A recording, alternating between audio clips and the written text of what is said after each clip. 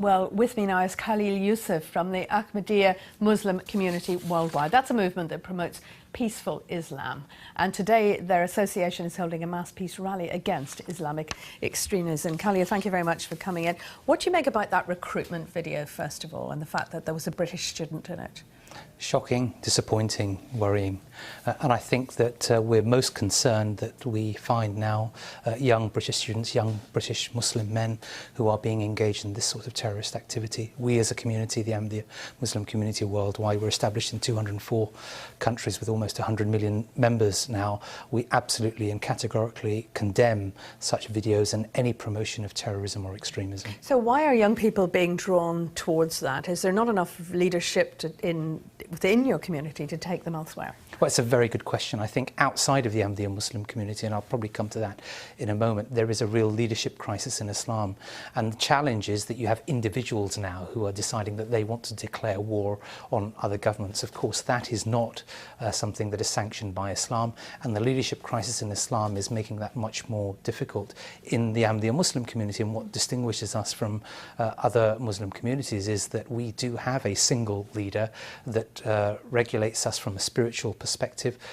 His name is His Holiness Mirza Masroor Ahmad, and he is the Caliph of the Ahmadiyya Muslim community. And the important point is that he isn't a political leader, he's a spiritual leader, and that spiritual connectedness that we have as a community worldwide is so important in ensuring that you don't have extremism, don't have radicalism, and that's something that we have been able to ensure doesn't happen within our community anywhere in the world. Well, we've heard from the father of that student and the heartbreak that now is going on within that family.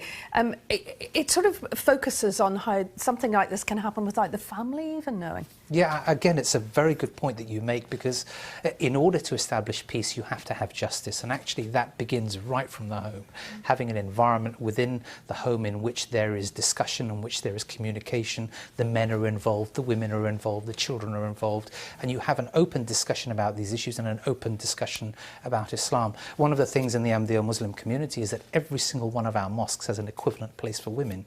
And so women take an appropriate and important role in the nurturing of young people and make sure that what's happening within a mosque actually is a mosque that is promoting peace rather than promoting extremism. Can the government do anything here?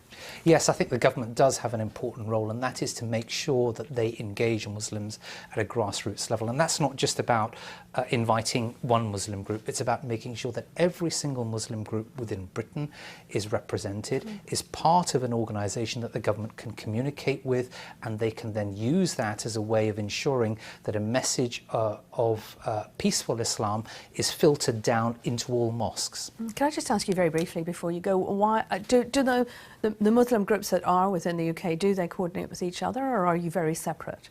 Well, I mean, we have peace conferences every year, and in fact we have them locally and regionally, in which we invite people from all faiths. So we have great engagement with other religious communities, but I think the Muslim community as a whole isn't connected, and I think the government certainly can take a leadership role in establishing a central body in which all Muslim groups are represented. I mean, we as a community, for instance, we have a pledge of loyalty to Britain, and so having that discussion about what is the role of British Muslims in society, I think is an important one. Okay, Khalil Yusuf, thank you very much.